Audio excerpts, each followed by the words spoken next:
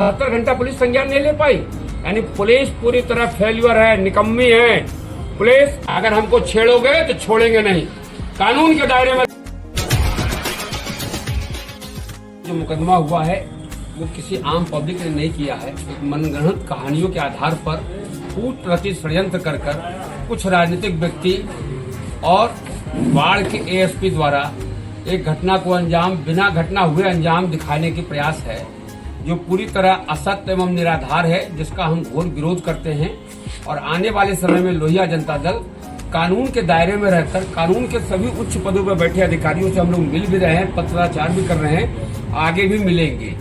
इस कड़ी में हम लोग बहुत जल्द हम अपने प्रदेश के डीजीपी साहब और कुछ अन्य अधिकारियों को भी पत्र सौंपने का प्रयास करेंगे और उनसे न्याय की गुहार लगाएंगे। किन लोगों की साजिश हो सकती है, आपको क्या लगता है? हाँ बिल्कुल, इसमें क्लियर है। यहाँ पे जो है राजनीतिक व्यक्ति जो हैं, जो मौजूदा विधायक हैं, कुछ पूर्व विधायक हैं, मुंगेर लोकसभा के तथाकथित सांसद और झुंझुनू मंत्री हैं, और उनके जो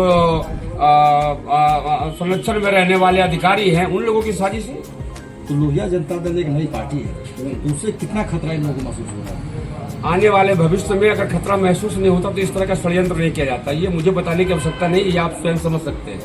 ये षड्यंत्र इस बात का प्रमाण है कि लोहिया जनता दल से उनको बहुत खतरा है। हमारे नेता आदरणीय कर्णवीर सिंह यादव और लल्लू मुखिया के जो छवि है, लोकप्रिय छवि है, उससे उसको खतरा है। और इस केस में आपको मैं थोड़ा सा ब्रीफ करना चाहूंगा। एक देखेंगे आप 25/10/2024 सुबह 10 बजे की घटना बताई जाती है, जो हाथों से लिखा हुआ कर्णवीर सिंह यादव और लल्लू मुखिया या उनके सहयोगी किसी का नाम नहीं है। उसके बाद दूसरा 25/10/2024 को ही एक टाइप किया हुआ लेटर है, जिसमें कर्णवीर सिंह यादव और लल्लू मुखिया और उनके सहयोगी का नाम इंगित है, और इस पर मुकदमा दर्ज किया जाता है, केस संख्या 820/24, जो पूरी तरह असत्य व निराधार है।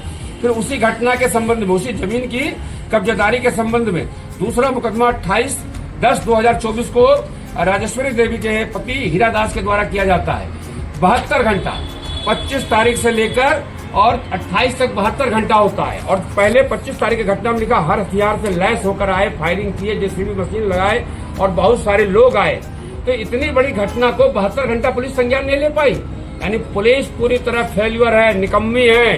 पुलिस के पास सारे संसाधन होने के बाद भी कानून की रक्षा करने की शक्ति नहीं है। ये प्रेस कॉन्फ्रेंस कानून की रक्षा के लिए हो रही है, न कि किसी अधिकारी के खिलाफ न किसी नेता के खिलाफ हो रही है। ये कानून की रक्षा होनी चाहिए। हम मांग कर रहे हैं, हम आने वाले समय में इतना बड़ा मूवमेंट करेंगे, इतना बड़ा आंदोलन चलाएंगे कि अधिकारियों को मजबूर कर देंगे कानून की रक्षा करने के लिए। मेरा एक ही मकसद है, कानून की रक्षा होनी चाहिए। फिर जिस तरह से 28 तारीख में हीरादास जी लिख रहे हैं, गाड़ी में बैठा गया और गाड़ी से कूद गए, मेरे दोनों हाथ टूट गए।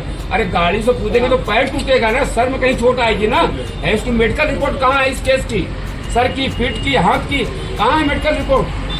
कहीं कुछ नहीं है। केवल एक सांसद के द्वारा ईर्ष्यावश लोकसभा चुनाव में इन्होंने दूसरे प्रत्याशी को तन मन धन से मदद किया। इस ईर्ष्या के कारण इस मुकदमे को गढ़ा रचा गया। क्या आप लोग भूल गए कि किसको किया? बैकवर्ड के बेटे को, दलित के बेटे को, एक जो है पिछड़े के बेटे को उसने प्रताड़ित किया, छीने तोड़े किसके घर में चलाया? ये इस सोच के खिलाफ ये लड़ाई है। और आगे आने वाले समय में हमारी आपके माध्यम से उनसे निवेदन है, अपील है कि हमारी बात को समझे। अगर हमको छेड़ोगे तो छोड़ेंगे नहीं, कानून के दायरे में लाएंगे सबको। इस प्रेस कॉन्फ्रेंस का मुख्य मकसद कानून की रक्षा करना है। और आप गौर से देखेंगे, जिस तरह का घटनाक्रम बनाया गया है, उस घटनाक्रम में एक बात स्पष्ट हो जाती है। देखिए जरा सा गौर से, आप लोग को सब दे दिया गया है, पढ़ लीजिएगा। कहीं भी कर्णवीर सिंह यादव, लल्लू मुखिया को स्वयं फोन कर हम लोगों को अपने पेट्रोल पंप बुलाए, और कहीं नहीं लिखा कि लल्लू मुखिया ने उनको डांटा, हमको मारा, हमको बांधा। ऐसा कहीं नहीं लिखा इस घटनाक्रम में भी। फिर कहां से दोषी है, किस आधार पर दोषी है?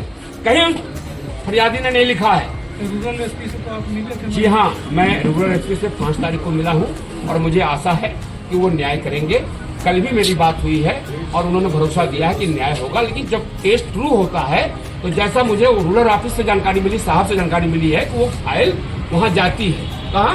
एसपी ग्रामीण साहब के पास। लेकिन ये कोई फाइल नहीं गई है। और दूसरी बात, ट्रू अगर हुआ भी है तो फाइल नहीं गई है।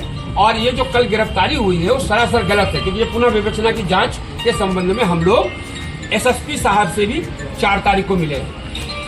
श्री अवकाश कुमार जी से मेरी बात हुई है और 2 मिनट के बातचीत में उन्होंने कहा कि मैं इसकी पूरी जांच कराऊंगा, पूरी जांच कराऊंगा। ठीक है, मैंने कहा आप अपने स्तर पर कराइए। उन्होंने कहा मैं अपने स्तर पर कराऊंगा। मेरे साथ जो लोग थे सभी ने सुना और वो फिर चले गए, हमसे बोले कि ठीक है मैं जांच करूँ। जब जो केस जांच के लिए उच्च अधिकारियों के पास पड़ा, उसमें गिरफ्तारी कैसे हो सकती है? गिरफ्तारी सरासर मनमानी है और कानून का उल्लंघन है। अगर कानून के कुर्सी पर बैठ कर कोई व्यक्ति कानून का उल्लंघन करता है तो उसके खिलाफ भी कोर्ट है, न्यायालय है और हमारे पास मूवमेंट है, आंदोलन है। हम डॉक्टर राम मनोहर लोहिया के चेले हैं, हम जॉर्ज फर्नांडिस राजनारायण के चेले हैं, हम मधु दंडवते के चेले हैं, कर्पूरी ठाकुर के चेले हैं, जयप्रकाश नारायण के चेले हैं। और आंदोलन में वो शक्ति है कि अच्छे सत्ता पर बैठे लोगों को भी जमीन पर लाने का काम किया और हम लोग भी जमीन पर लाने का काम करेंगे, ये ध्यान रखिएगा। ज्यादा कुछ न कहते हुए एक बात का हिदायत देंगे आपके माध्यम से। बाढ़ के एसपी कान खोल के सुन लीजिए, कानून से बाहर जाइएगा तो कानून के दायरे में आपको भी लाने की हम हैसियत रखते हैं। मेरा नाम राजू प्रसाद चंद्रवंशी है। ध्यान रखना, 38 साल का राजनीतिक जीवन है।